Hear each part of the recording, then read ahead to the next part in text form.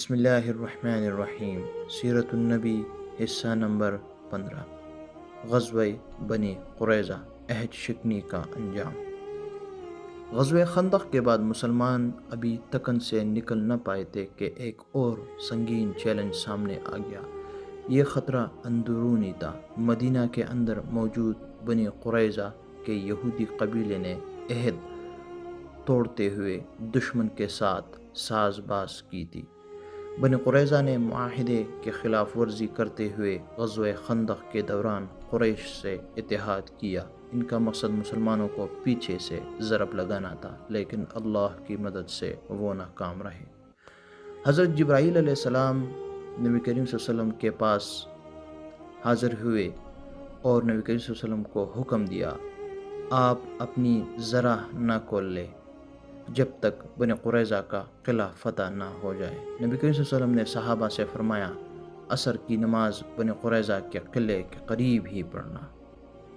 مسلمانوں نے قلعے کا 25 دن تک سخت محاصرہ کیا۔ آخر کار بنی قریظہ نے ہتھیار ڈال دیے اور فیصلہ حضرت سعد بن معاذ رضی اللہ عنہ پر چھوڑ دیا۔ حضرت سعد بن معاذ رضی اللہ عنہ نے تورات کے مطابق فیصلہ دیا، تمام بالغ مردوں کو قتل، عورتوں اور بچوں کو قید اور مال غنیمت مسلمانوں میں تقسیم کیا جائے۔ نبی صلی اللہ علیہ وسلم نے فرمایا، سعد رضی اللہ عنہ نے اللہ کا فیصلہ سنا دیا۔ اس غزوہ نے مدینہ میں منافقین اور اندرونی دشمنوں کو خاموش کر دیا اور مسلمانوں کو اندرونی خطرات سے نجات ملی اور اسلامی ریاست کو استحکام ملا۔ غزوہ بنی قریظہ ہمیں یہ سبق دیتا ہے کہ معاہدوں کے خلاف ورزی کرنے والے قوموں کا انجام عبرتناک ہوتا ہے۔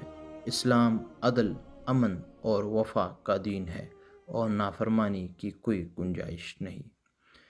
اب تک کے لیے اتنا ہی کافی۔ انشاءاللہ اگلا سبق اگلے ایپیسوڈ میں بیان کیا جائے گا۔ جزاکم اللہ خیرہ۔ السلام علیکم ورحمۃ اللہ وبرکاتہ۔